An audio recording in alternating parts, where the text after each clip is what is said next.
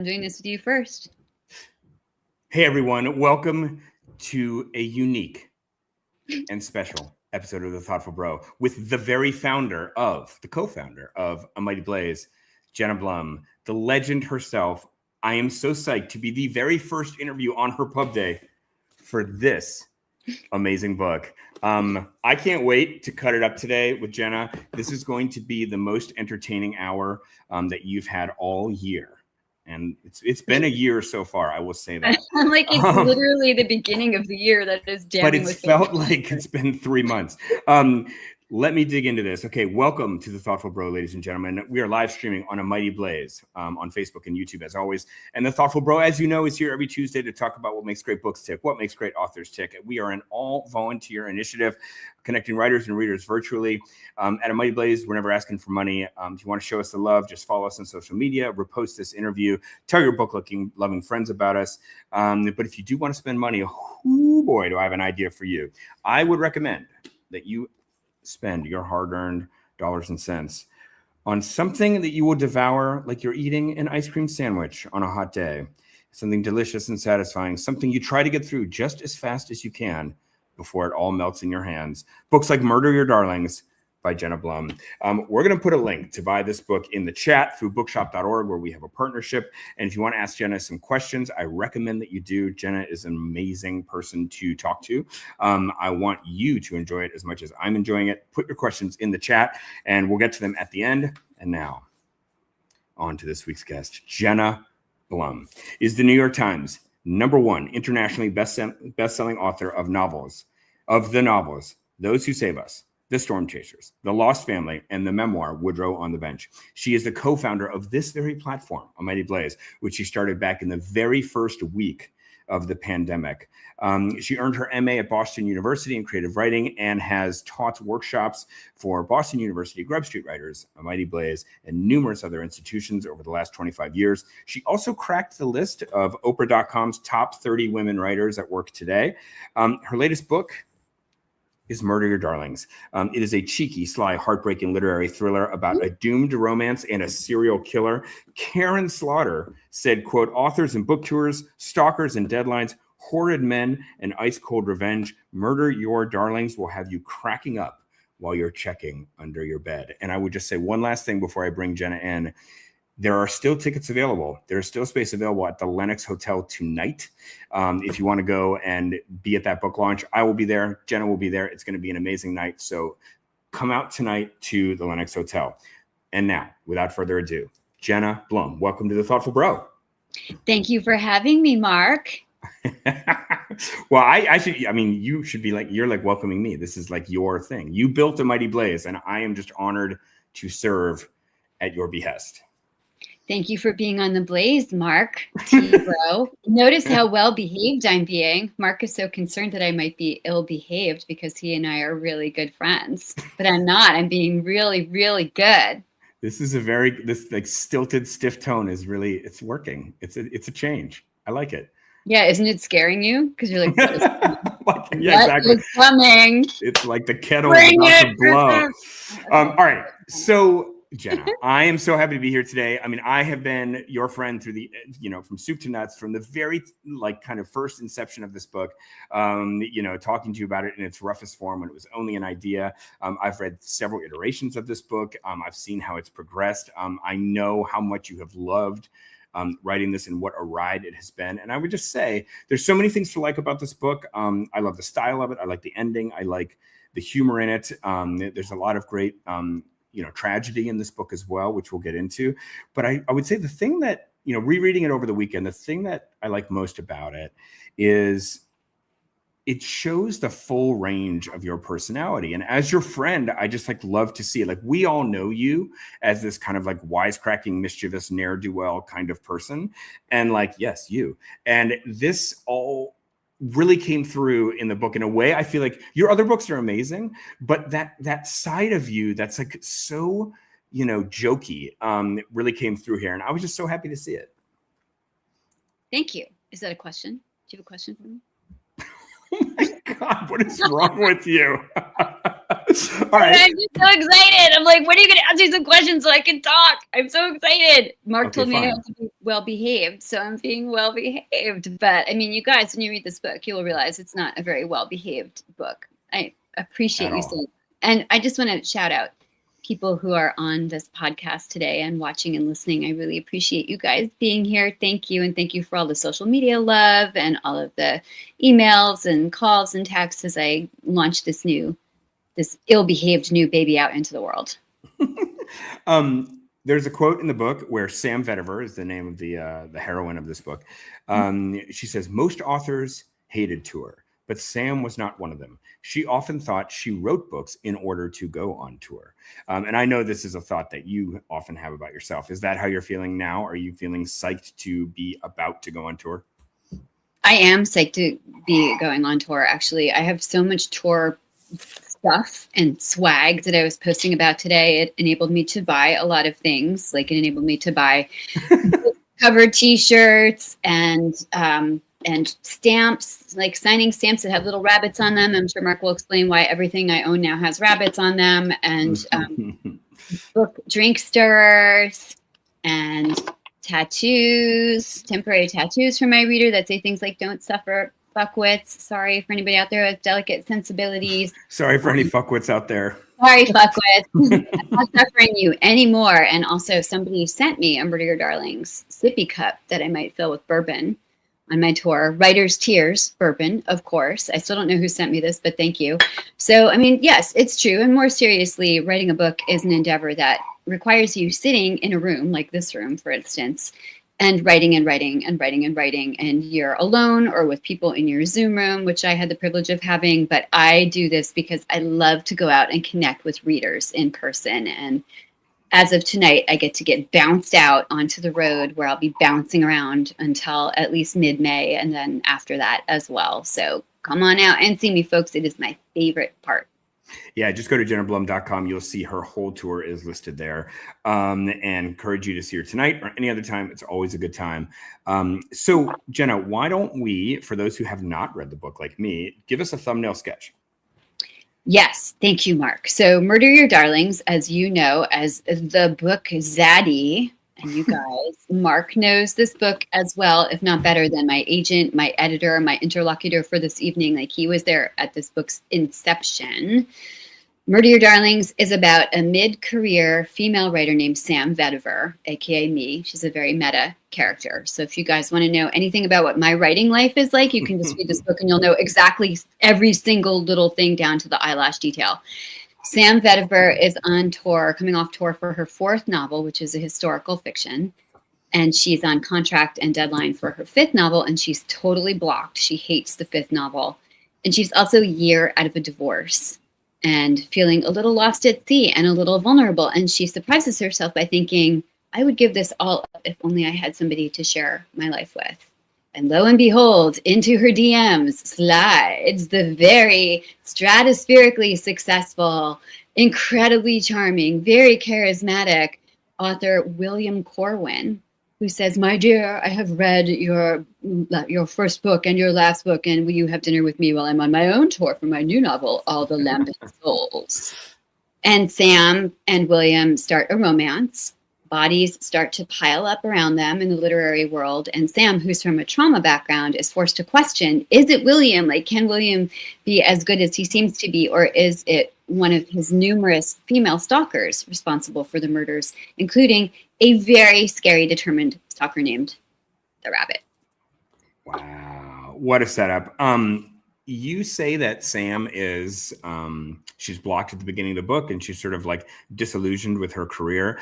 You are one of these writers that has a very long cycle between books. You know, you're not like a book a year, 2 books a year type person. You put out a book and then you kind of go into hibernation. Then, you know, it's maybe 3-4 years before another book comes out. Is that something that you struggle with? Writer's block, coming up with new ideas, just in the way Sam is? Yeah, good question. I don't struggle with writer's block per se, but I do take a while to ideate books because I'm going to be writing that book for 1, 2, 3 years and then promoting it. And so it has to be an idea I really love. So even as of right now, I am rolling a bunch of ideas around in my head like marbles. They're all thrillers. And my hope is by the time I come off my tour in a few months, I will know which one is most persistent to write about. And then the other will have like rolled off into mouse holes in my brain. I'm very excited to be working on thrillers, and I hope to compress the time between books. I think writing thrillers makes it easier. And by the way, I just saw a friend of ours, Sharon Person from Minnesota, saying hi, and big shout out and love to everybody in Minnesota. Y'all know that my mom is from there. My grandma, my great grandparents helped settle that state, and what is happening there politically. Sorry to hijack Mark, but it is freaking horrific. So I just wanted to say hi to all of my friends there, and please know that everybody in this country is watching and we're all with you. Thank you for saying that, Jenna. And we're going to talk a little bit more about that, about the political climate. We'll save that till later in the interview. But, just to get back to like this book and its inception, Sam in the book in a very meta way, like you also, is somebody who is like known for writing historical fiction. She then decides that she might consider writing a thriller in the book. And I know this was a big question for you about if you would do that. So I guess that's the big question. It's like, why someone who has been a best-selling author in a certain genre, why did you want to switch it up? Yeah, why? Why did you do this thing? Why? Yes. I think that that books choose the author as much as the author chooses the books. I think a lot of us probably are working on multiple ideas at the same time, or at least rolling them around in our heads. I know Mark does this, and most authors I know are playing like multiple pianos with each hand. And I feel I've got mixing all my metaphors today: the pianos, the marbles. That's good. I like that one. Good. Okay, that's good. So I was working on historical fiction, much like Sam in the novel, and it was a great idea. And my editor loved it. My agent loved it. And it was terrible on paper. You know that saying, good on paper. It was not good on paper. It was incredibly wooden. I would finish a scene and back out of it and think that was a competent scene in terms of its blocking. But like, what is the point? Like, what do the characters want? And I had the Darlings idea percolating in the back of my mind. These two writers who get involved in a book that was about a lot of publishing inside baseball. And then there are these murders that happen. And it was terribly scary, as you know, for me to go out on this kind of writerly limb. I have an audience of people who love historical fiction that I've built up over the last 24 years. And I was really afraid that when I brought the book to my agent, that she would be like, Jenna, you guys all know my agent is French. And she'd be like, Jenna, I cannot sell this. It is a bad idea to make a pivot in your career at this point. And that's what her counterpart, whose name is Mele, says in Murder Your Darling. She's like, you cannot do this. My agent actually was like, I think this is the smartest thing you have ever done. Really? Yes, because writing the historical fiction required me to use a specific kind of narrational voice that was hopefully elegant and a little austere and very controlled. I mean, I'm writing about the Holocaust and diaspora and mental illness. I can't be like, But in Murder Your Darling, she was like, now, Jenna, you have stepped into your own true voice. You have stepped into your empowered voice. You are no longer hiding behind 1940s clothing. And I think she was right. And it was such a joy to write something contemporary, the way people really talk. And I think it gave it a little bit of extra pop and a little bit of extra liveliness. Yeah, there's so Sam's like one of the book is very funny, and like Sam's previous books, I'll just read you some of the titles of Sam's book. The Gold Digger's Mistress, The Sod Buster's Wife, The Sharecropper's Daughter. Like, are you trying to say something about with that particular formulation of titles? Is there something you're trying to say there? I had so much fun with the titles in the book, like the titles within the title. Yes. And the rabbit, actually, the stalker character who's following both Sam and William, comments on this. It's all of Sam's books have these titles that have the possessives in them, like a woman's not worth anything unless she's somebody's wife or daughter. So you will see when you read the book, if you do me that honor, that all of Sam's books have those awful titles. And then William's titles are completely different. William's titles, which also give me great joy, like great pleasure, were The Girl on the Mountain, not that I've memorized these, The Girl on the Mountain, You Never Said Goodbye, which is obviously a tear-jerking romance, The Space Between Worlds, Medusa, a retelling of the classic tale, and All the Lambent Souls. There's not a wife or a daughter in there. Right. Quite literary, quite award-winning style titles. This book, it's a lot of fun, and it's like a phrase, an adjective that we sometimes use amongst ourselves is trope-tastic. There's a lot of like tropey fun in this book, and it's like there's been some books out there that are like kind of cover like this sort of micro genre, which is like kind of serial killer-ish suspense thriller, but set in the literary world. I'm thinking about Yellowface, The Plot, the Carolyn Kepnes books. You, to a certain extent, are literary thrillers in that sense, like a literary thriller. I love this genre, and I guess what I'm just wondering for you is, what did you see in this genre that like totally like was like catnip to you? I think I've been reading psychological suspense my entire life. Like at first, and I just wrote this piece called The Pivot for the Strand magazine about this, about how it was to pivot from writing historical fiction to writing thrillers. And at first I didn't think that I had the chops. I was like, I don't read mystery. I don't read thrillers. I'm not qualified, therefore, to do it. And then once I started writing Darlings, I was like, oh, I actually have been reading thrillers my entire life. I've read Ken Follett. I read Alan First.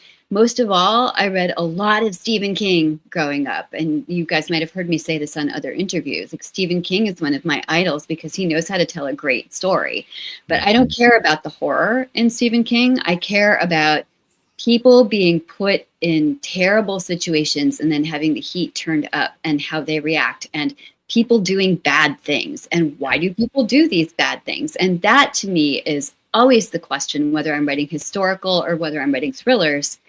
Thrillers give the reader the expectation that people are going to do bad things and explore why those people are doing those bad things. So I think it actually fits my personality a little bit better to be working on thrillers. Historical, you could recreate a situation for a reader and ask them to participate, and the reader learns something by osmosis. But thrillers, you really are looking at people doing bad shit and why they do it. And so I absolutely love that. Another thing that I loved about this is like the amount of voyeurism in it. I didn't notice it as much until this run through, but I mean, the book begins with an extremely raunchy act and also somebody spying on it. And I was just, that scene is so great, but there's like so many scenes, sort of Hitchcockian, like the amount of spying and like people kind of like in somebody's closet while something is going on in the house, and like they hope they're not found, and if they're found out, they're going to die or whatever. I don't know. That's one of the many trope-tastic elements. But I did want to just I'll also ask you a question about the raunchiness of the book. I mean, it begins with this like totally wild sex scene. And I mean, this is not a spoiler. This is like the first thing the reader sees on the page, and it's extremely funny. And there is somebody sort of reported from the point of view of somebody who's kind of spying on it. And I guess my question to you is, first I wanted to ask you about like why you like writing sexy. Your other books have a lot of sex in them too. I think it's something you're really good at. And I just wanted to ask you, like, why is that kind of a feature in all your books? Why do you like doing it so much? I'm putting this clip on my dating apps right there. You heard it here first, people. I am good at this. I am good at it. It's funny. My mom once went to a book club in my stead in Florida. I couldn't get to the book club because my plane was delayed. And so my mom went, and one of the women at the book club said, "Why is your daughter so obsessed with writing sex?" I literally don't remember what my mom said because I was so mortified thinking about my mom having to answer that question. But it is true. Like, there's a lot of sex in my books. The first book is basically X-rated. I just told my niece today she's not allowed to read it till she's 24, and she can't read this book until she's 25. My God, you can rent a car before you can read a Jenna Blum book. Yeah, that's exactly right. I should put that on my book as a sticker.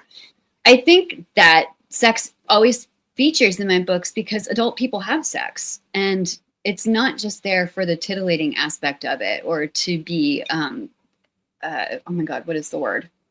Sorry, my brain just shorted out. It's not a superlative thing. It's there because it says something about character and the way human beings relate to other people. So it's not there just to like be some sort of peep show.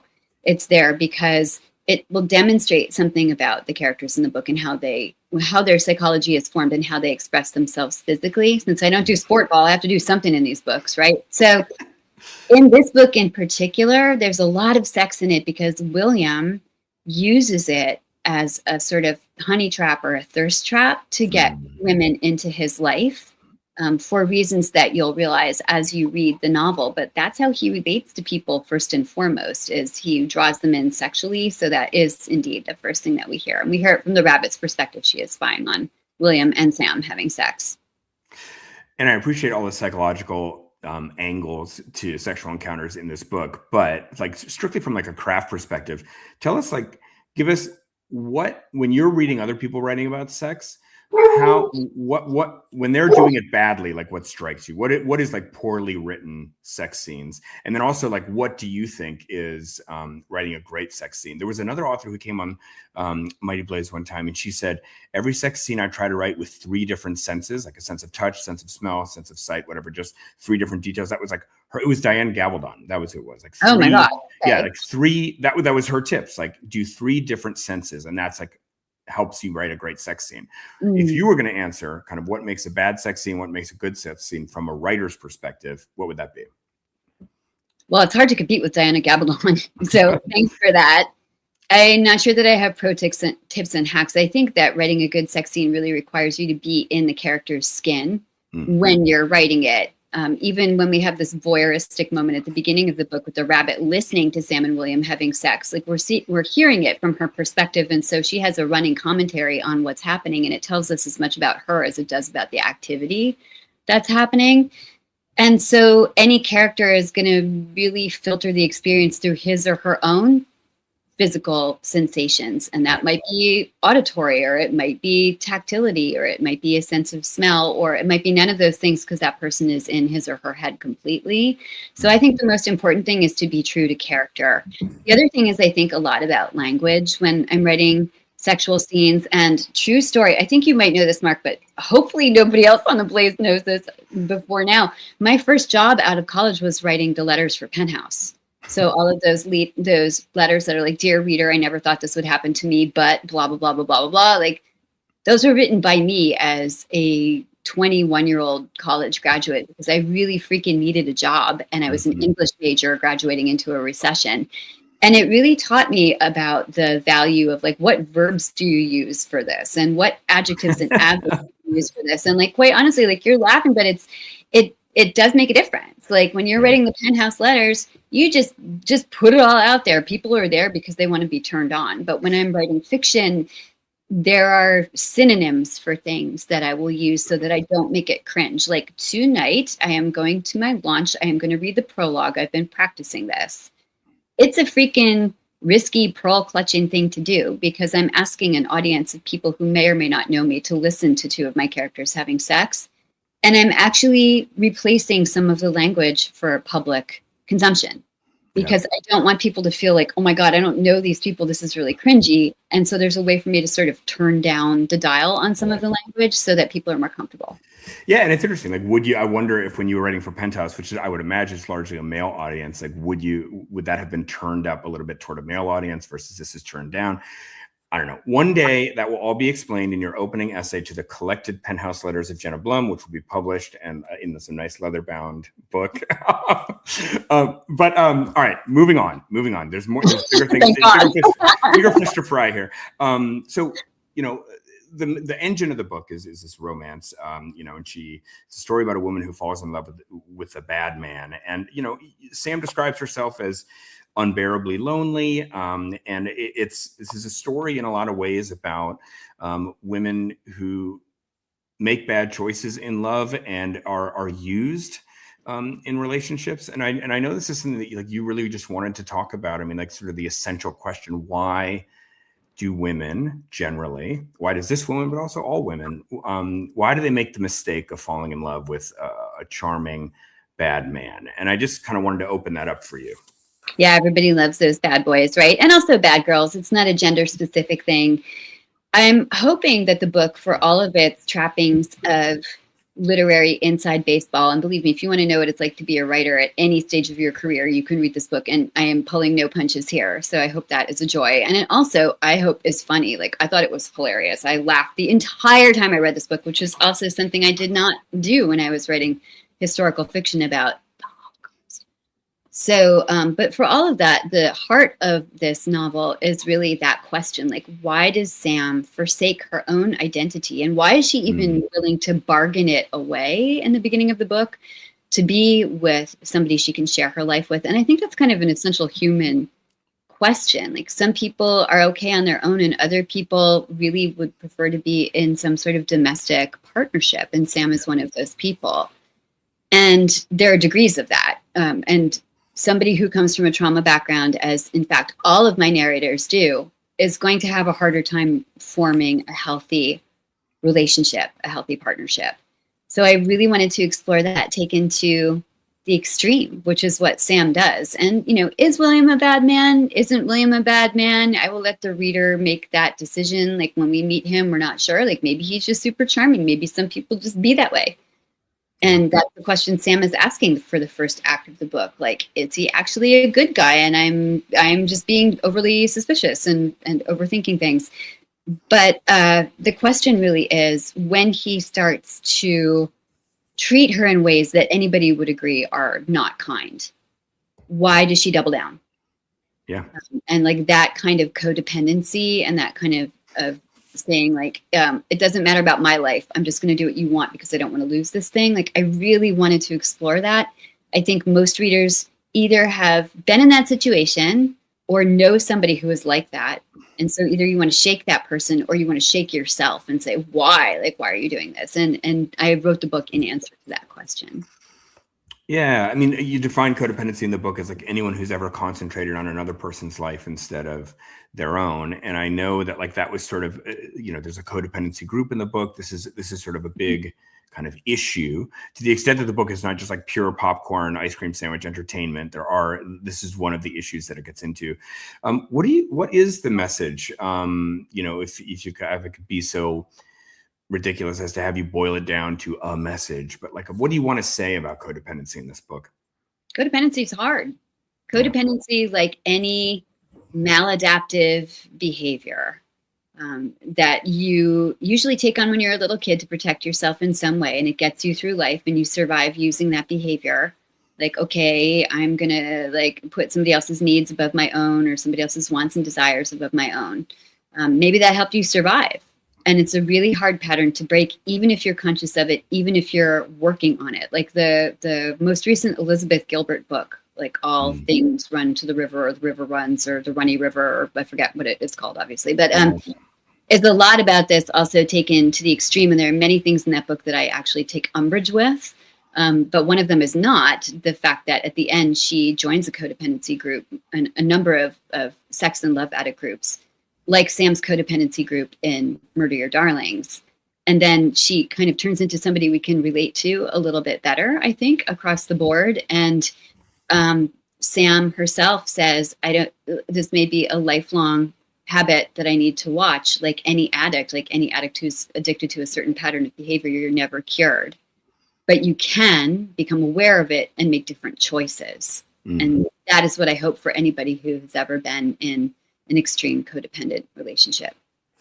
There's also in the way that she thinks about love. And I think anybody who's ever been in love, wanted to be in love, knows this kind of longing, but for her, it's in a kind of extreme form, this a little bit of self-deception, you know, and there's a way that when she falls in love with this man, there's a lot of red flags there, or at least, you know, yellow flags, orange flags. And she is just kind of pushes through. And there's this wonderful quote in the book, which is from the end of The Sun Also Rises by Hemingway, where, you know, there's a love story in that book between this guy, Jake, the main character, and then Brett, the love interest. And Brett says to Jake, we could have had such a damn good time together. And then Jake says, yeah, it's pretty to think so, isn't it? And this whole idea of like, you know, chasing the pretty thing and like, oh, if only it could be that way. And you sort of know it's not, but you want to live in that on the other side of it's pretty to think so. Talk about that kind of temptation. I was just thinking that's why we all read books, isn't it? I mean, except for the thrillers, where the pretty thing is that you're not actually the person in the thriller who gets slashed or put in a trunk or like in a, in a door in a basement or in the dark woods or something. And I think that's actually why people read thrillers and mysteries as kind of a survival guide and a there, but for the grace of God, go I guide. But like the other books that we read for escape and for adventure, like they take us away from our lives into it. Isn't it pretty to think so? Scenario. And I wonder if writers are especially prone to that. But there is actually a technical name for that. I found when I was researching the psychology of the characters in the book, especially William. Whatever you guys think of William, William is a malignant narcissist. And I know we throw the term narcissist around so much these days, to the point at which, like, somebody's in front of us in a drive-through and he takes too long to go through and you're like, you're a narcissist. Like, that's not what I'm talking about. It's really a set of character traits that is almost impossible to change, even if the person wants to change them. It's a behavioral psychological schema. Yeah. And it's really hard to change that behavior. And one of those traits is, wait, what were we just talking about? What was the question? It was about, I know what it was. Okay. One of those traits is love bombing. Yeah. So one of the things that narcissists do in the beginning of their cycle is to draw people in with love bombing and saying, like, we're going to have this great time together. Here's what our life is going to look like. I will bring you coffee every morning. I will bring you flowers every time you get off a plane. There's nobody better than you. You're the best thing since sliced bread, blah, blah, blah, over and over. And they build this castle in the sky. You walk in, you open the door the wrong way, you sneeze, you blow your nose, you like have an eyebrow hair out of place. And they're like, you are disgusting, because you're human. That's the second phase of the narcissistic cycle, is disappointment. Then there's discard. They go boop and you're out. You're ejected from that air castle, the castle of beautiful dreams. And then they're like, should I have done that though? Then they reel you back in. Like, this is legitimately the narcissistic cycle. And we see William do this in the book, but I think he really love bombs Sam hard in the beginning of that book, in terms of like trying to draw her into their beautiful life. And she's lonely and he's legitimately lonely also. So it's very tricky. And you have said to me, kind of offline, that the codependent woman and the narcissistic man make this like terrible, like peanut butter and jelly, awful shit sandwich combination. Like, why is it that the narcissist and the codependent person fit so terribly well together?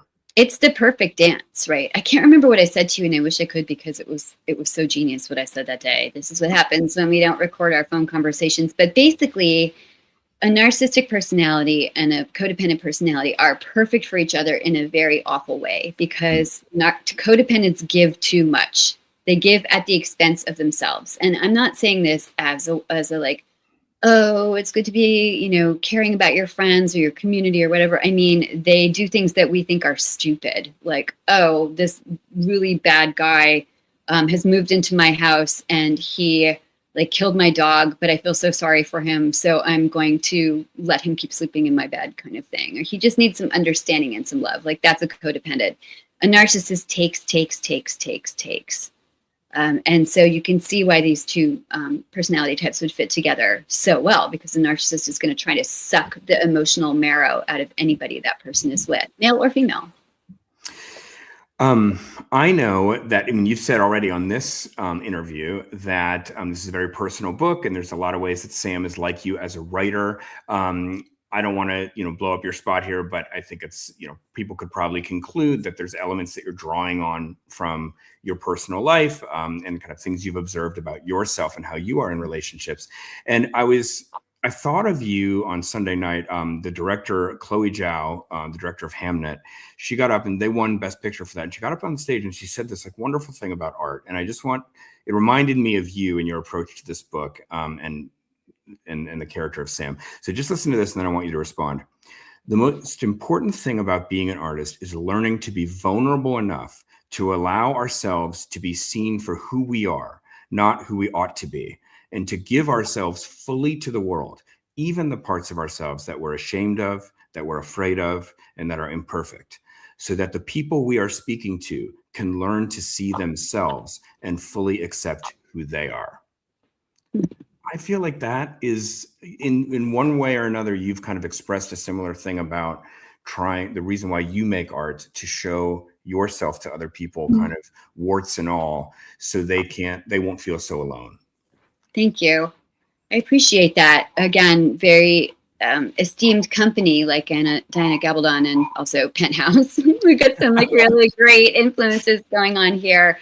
I have always written, and you know this, that my bottom line, my common denominator in all of my books is to help people feel less alone through the lens of fiction. And I hope that whatever book of mine somebody is reading, whether it is historical or it's my last book, Woodrow on the Bench, which was about the last 7 months of my old dog's life, or this book, which is about the writing life and the pressures and joys it extracts and puts on a person, that people feel less alone in reading that description. And this book is obviously closer to who I am. I'm perfectly happy to say to everybody again, like the things that happens to Sam in the book, the things that happen to her are not things that have happened to me, but her writing life is exactly my writing life, down to like what I eat on tour, what I wear, what I say before I go on stage, which is what I'm going to say, tonight before I go on stage. I say it every time. Like it's just a very specific portraiture. I mean, to the point at which I was on a different podcast at some point, and the interviewer said to me, she looked over my shoulder, and I was in my library then instead of in my study like I am now. And she said, "Oh, that's Sam Vetiver's fireplace." Yeah. And I said, "How do you know that?" And she said, "I read the ARC." And I was like, "Oh, right. I forgot I put my apartment in this book. So my apartment's in the book. Everything is in there." Yeah. So I really hope that showing some of myself honestly plugs into what my agent was saying about me stepping into my real voice and my real power here, as opposed to hiding it behind the corsets of the 1940s and the spectator pumps of the 1940s. Yeah. And I think that the codependency thing certainly is me. I have been in a number of relationships that were actually really great, and a number of relationships in which people were like, "What are you doing?" People who loved me who are like, "Stop putting your hand on the hot stove." And I was like, "But I love him though." And again, like, who cannot relate to that? Yeah. So I'm hoping that this vulnerability is a live wire that connects with the live wire that lives in all of us. Yeah, it definitely is. And one of the ways that the book is such a live wire is the voice work that you do. So there is a kind of more standard narrative voice that goes along with Sam. And then you have that's like 1/3 of the book. And then you have also a first person narration from the rabbit and a first person narration from the point of view of William. And those were just absolutely hilarious. They were electric. I mean, I think one of the best things about this work is the voice work. With William, again, in the very first scene, this is like in the first couple pages of the book, no spoiler, but there is a very intimate encounter. And the very first words out of William's mouth to this woman are, "You are incandescent right now," or something like that. But just, people always talk about the kind of work that voice does. And like for writers out there, there is a constant kind of cautioning against thinking that a certain vocabulary or a certain kind of like dialect or kind of verbal tick is the thing that you need to have a voice. No. What you need to have a real voice is a voice that carries emotion and that reveals psychology, is just something that is, just that, like something that is showing you something about the character and how the character sees the world. And to me, the idea that this man with this woman in that particular scenario would say, "You are incandescent right now," just sort of tells you everything you need to know about what like a pompous, fatuous person this is, and sort of that they're up to no good. Anyway, I just wanted to give you a moment to talk about not just William, but like the rabbit and like how hilarious the voice of the rabbit is, and kind of what fun you had writing these first person voices, which I feel like was sort of a breakthrough thing for you on this book. Thank you. Yeah. And by the way, William says to Sam, when they're boinking and the rabbit is listening to them, and he's like, "You're incandescent." And everybody's like, "What a tool." Yeah, I know. And the rabbit is like, "What a tool." Like she's hiding in the bushes going, "What a tool." I cannot even believe what a tool this man is. Anyway, I was greatly surprised by both the rabbit and William's voices in this book. I was writing my third person character, Sam. She was supposed to carry the whole book as the heroine, and her voice is a lot like my voice, but it is third person. And then the rabbit came in, and I want the rabbit to be like Susan Isaacs. Do you guys remember Susan Isaacs? She wrote this book called Compromising Positions, a book called Shining Through. She was very big in the 80s. She writes this very she was kind of like pre-Jennifer Weiner. She's one of Jennifer Weiner's heroes. She's very plain spoken. She's like the person who's going to come in to your kitchen, sit down, have a cup of coffee with you, and be like, "Oh my God, this fucking guy. I cannot believe this fucking guy last night. He was peeing in my bushes. Again, what am I going to do? I would shoot him if I could." Right? That's the rabbit. And when I first wrote her, I was actually like lying on my couch feeling sorry for myself during a rainy holiday. And I thought, what if I tried a scene from the rabbit's point of view? And I went into my study and I wrote what became the prologue of the book without any changes. And it was like sticking my hand in a freaking socket. Oh, yeah. And he's first person. And it's the first person voice I've written since grad school, when I was then never allowed again to write in a first person voice because like my grad school director spanked me for it. He was like, you need to develop your own voice. You can't do this other people's ventriloquism. So there's the rabbit who's like saying like, F you, dude. And then I was going to write Sam the rabbit, Sam the rabbit, Sam the rabbit, and them commenting kind of on each other's activities, like in the affair. And then about a third of the way into the book, when I was starting part 2, William decided he wanted to come in also with his fatuous ass $25, words, never a normal word when a $25 word will do. And his like oozing sexuality and charm and narcissism. And he came in and I called my editor and said, I need to have a conversation. I'm going to throw you a curveball. I would like William to narrate the second part of this novel, because I think then we will know better what kind of person he is, and we'll know that Sam is, what kind of predicament she's in here. And my editor was like, I think that's genius and you should do it. And I did. And William is like my favorite, maybe my favorite. William and the rabbit are neck and neck. Like, I've never had so much fun writing characters ever. Yeah. And they're not me in any way, like they're just not me. They're just these lightning rod voices that drew down other personalities and were like whoop onto the page. So great. Yeah.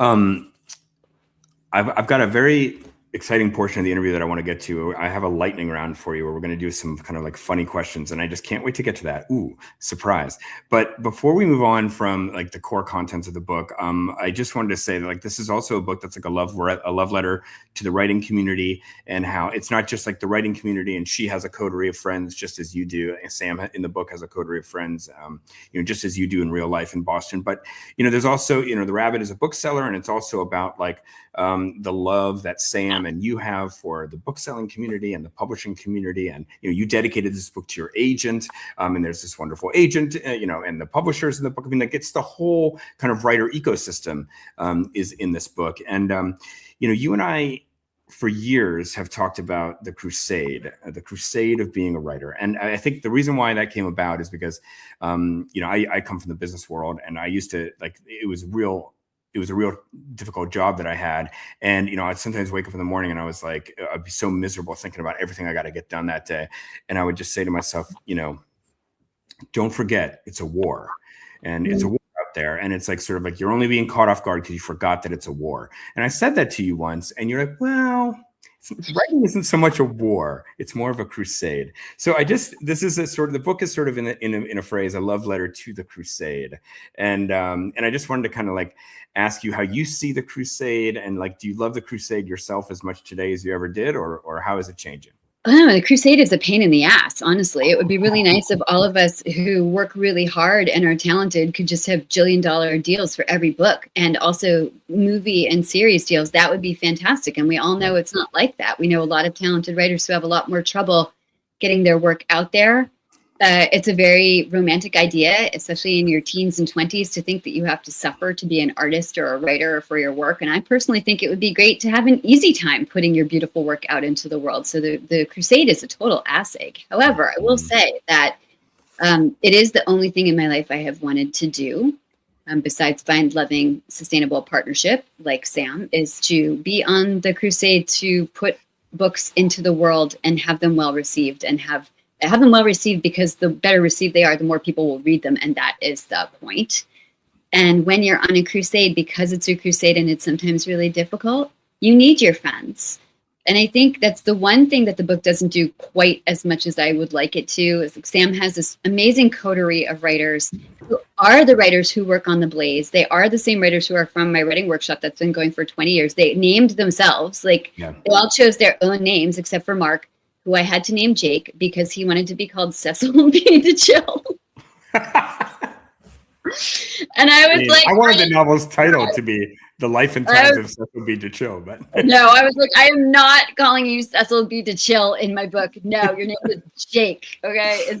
But everybody else chose their names nicely. Mark, But because Sam is so preoccupied by William in this book, and that is really the engine that drives the plot, like she doesn't see as much of her supportive friends as she could or should. And in fact, our producer today, Trisha Blanchett, is in the book as Tabby, and she has which is actually, I think, Trisha, I'm sorry, you wanted to be called Sadie, and I'm like, no, you're Tabby. So apparently I'm very autocratic, but she also has a part in the book when she speaks at William's support group for writers, because William is also very in love with his readers and the writing community and so on. And he has a group called the Darlings that is a support group for writers to come and talk about their very real crusade issues. Like, what happens if you have a career and then the winds change and it's all gone? And your books that used to be featured in a wall at Costco are no longer there and you can't get an agent anymore or an editor. Like, that happens to people. In the book, it happens to Tabby. Sorry, Trisha, that's not Trisha's experience at all. But, it's hard. And so I think you really need your people to get you through. And that's why Blaze is so valuable, and any writing community is so valuable. Like, we remind each other not only of like how important the crusade is and what the important things are about the writing life, but everybody's funny and we all need some levity to make us laugh. Yeah, I've said it a million times on this show, but I'll say it again right now that, like, for me, the most significant development in my career ever was becoming a part of your writing class, which opened the door to all the wonderful people in the Boston community. More significant than me getting book deals, than this podcast, anything. It was just getting entrance to a group of people that I could become friends with, a peer group. That was the most essential thing to sustain me in the crusade. So 100% with you on that. One more question before the aforementioned lightning round. We started off the interview and you mentioned what's going on in Minnesota. You and I were just having a chat about this the other day. This nation is going through a serious convulsion right now. I was reading something this morning comparing it to the Civil War. I don't think, as bad as it is, I don't think we're anything close to the Civil War yet. But at the very least, I think we're approaching a time of upheaval like the 1960s, which really would have been hard to predict, 5 years ago, 10 years ago. But this is a very serious time, and it's becoming more serious by the day. And you and I were just having a chat about what it's like for you to put out a book that is like so good, so like the greatest thing to do on an empty Saturday afternoon is just read this book in one delicious sitting.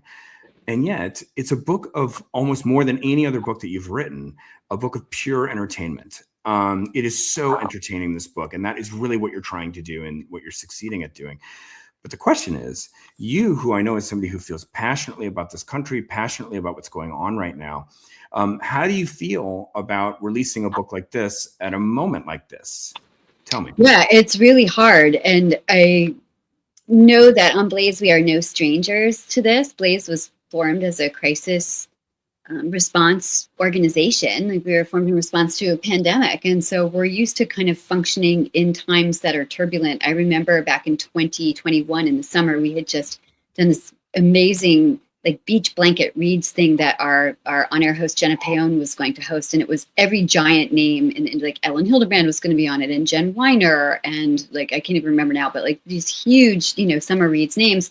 And George Floyd was murdered, and I was like, Jenna, we cannot, like, I'm sorry, we need to postpone the beach blanket thing because we need to be respectful of the zeitgeist. And of course she understood that. It was really hard. So sometimes your creative life and the culture in which you're swimming don't match at all. And I think like my friend Chris Bajalian, who's been on Blaze numerous times, we have a joke about this. One of his books was released on September 11th, 2001. He and I were literally on air on Blaze during the January 6th insurrection. And I got off that interview and I was like, why is my phone all blown up? And he was like, why is my phone all blown up? And then we were like, oh my God, holy F, So none of us are really strangers who have long track careers to releasing books in turbulent times. That said, I am on Instagram a lot right now and Facebook because I'm posting about the book. I want people to know about it. That's part of my amplifier and my megaphone. Last night, my pub day eve, I'm on Instagram and my feed is full of books, but also full of scenes from Minnesota, people getting dragged out of their cars at a Quick Trip where I used to get my gas. And I'm like, this is terrifying. So then I'm on Amazon, like filling my cart with like water purifying straws and sleeping bags that are, and knives I don't know how to use. And I'm like, oh, great. Yeah, this is going to go really well. If the apocalypse comes, I'm sure I'm going to survive just fine, And then I got really wound up and I took my dog for a walk and was texting with some friends and was just like, I feel much better being out of the house, being away from this maelstrom for a little bit. And it really made me think, this is a reality we live with now. We all live in a violent culture that is getting more and more violent. We all fear for our families. We fear for our safety. We fear for the country we love and its values. And I think it's really important that I can still take one night out of my life, or like a sequence of nights going forward, to say, here is a book that I hope transports you and helps you feel less alone. I hope this makes you laugh, because in the middle of all of this, we still deserve to laugh. We still deserve to feel connected to a character. We still feel connected to other people, and we need that. And it's not just a meme that you see on Instagram. Like, you really need to feed your human psyche and soul and sanity by connecting to other people and by laughing and by seeing beautiful language. And if that's not what books do, I don't know what does. Well said. Well said. And I appreciate you taking that question. All right. So, Jenna, let's lighten things up here and go into a quick lightning round. Are you ready? Get on your tippy toes there in your seat. Here we go. Are you ready to give lightning round answers to these amazing questions? Sure. Okay, here we go. Bring it. What book have you read more than any other book? The Stand by Stephen King. What's the worst writing advice that you have ever heard? You should give up and do something. Have a real job. Okay. Get a real job. Your dream kind of book does what to you? Makes me pat it at the end and thank it and cry a little bit and say thank you. Oh my gosh. All right. Finish the sentence. My favorite thing in the world is a good book, a blank, and a blank. A good book, a walk in nature with friends and my paddleboard and my dog and a grilled cheese sandwich and coffee. Stop. There were 2 blanks, not 6. Okay, keeping going. When I say AI, you say? Who, me? Who dat? Who dis? Like, new phone, who dis? Okay, just gonna leave that there. When I say book unboxing, you say? So freaking boring. And everybody go watch my book unboxing video, which was not boring. Thank you. Okay. When I say the future of publishing, you say? Belongs to us. If you're having a great writing day, what is the great writing dance that you do? I know you can hear that on the podcast, but like, I'm waving my hands around. And Mark knows, because there have been times writing this book when I have called him and either spoken to him voice to voice or left a voice note saying, I just finished writing The Rabbit, or I just finished writing William, or I just wrote this great scene.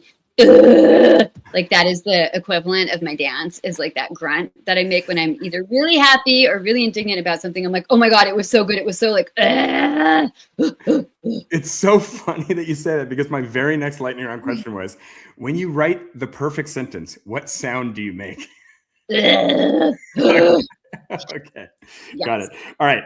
And the last lightning round question is, complete the sentence. The hill I will die on as a writer is? Oh, as a writer. Oh, interesting. Writing really good books. Okay. Yeah. All right. Hard to do that. I will die writing really good books, and also defending other people's really good books and getting them out into the world. It's important. Okay. At the risk of extending the lightning round, so what is a really good book? Define really good book. A really good book is a book that has a story that means you can't put it down, but also there's a lot of attention paid to the language, I think. But mostly and characters that feel real, like characters who you carry with you afterwards, a phrase that you might remember, and one that has an actual ass story. Amazing. All right, let's take some audience questions before we run out of time here. This is from your fellow Mighty Blaze co-founder, Caroline Levitt, the great author. Caroline, so great that you're here today. She says, I want to know, how scary was it to venture into switching gears and writing a thriller? Super scary. Hi, Caroline. I love you. My Blaze sister forever. Blaze would not exist without Caroline and everybody on this call. So Caroline, and Mark knows this too, because he was in writing workshop at my house when I got the email from my agent saying, yes, we can proceed with this thriller. I'd sent her 100 pages, but I was really worried about it. And I was really worried that I was shooting my career in the foot by doing it. But I hope that my agent is right, and she tends to be right, saying that it was the smartest move I've ever made. Amazing. All right. One more quick audience question. This is again from Sharon in Minnesota. She says, I love that Karin Slaughter blurb. Have you two ever met? Great question. I have not, Sharon. My editor managed to get that incredible blurb. The authors in book tour, Stalkers and Deadlines, Horrid Men, and Ice Cold Revenge. Murder Your Darlings will have you cracking up while you're checking under your bed. And I was so grateful to Karin Slaughter, who, as we all know, is a megastar. Like, she's a supernova in the thriller world. Like, to take her time to read the book and give a blurb to a newbie thriller author was beyond generous. So now I'm even more her fangirl on Insta and follow her around like a stalker. But I loved, especially in that quote, that she mentioned the cracking up part, because I really do hope people find this book is funny as well as scary. Yeah, I actually saw way back, maybe a decade ago, I saw her speak at that thriller event, BoucherCon. And her vibe is totally this book. I mean, I thought that was about one of the funniest talks I've ever heard a writer give. And I had just sort of known Karin as being, this thriller writer, but she is like a stand-up comedian. She is totally hilarious. So it's a perfect fit for this book, which is also so funny. All right, well, folks, we're going to wrap there. The book is Murder Your Darlings. You're going to be hearing a lot about this if you're a follower of The Blaze. It is so great for all the reasons that we said. It's the kind of book that you just tear through, and it's the kind of book that I think is written in the spirit of, someone who has spent her whole career trying to write great books that people love. And she's just written a book that is so lovable. It's so lovable. I had a very similar reaction when I finished reading it. I kind of patted it and I'm like, This is, for those on the podcast, this is me affectionately and with admiration patting the cover of a book. All right, Jenna, last question. You know it's coming. Imagine the ideal reader for Murder Your Darlings. They finished the book just as I just did, this ideal reader. And they look out the window, they put the book in their lap, and just describe in a phrase or even a single word, how does that reader feel? I've heard you ask this question so many times and even read the piece that you wrote about it, and I forgot that it was coming. I knew you'd forget too. I did forget. I did.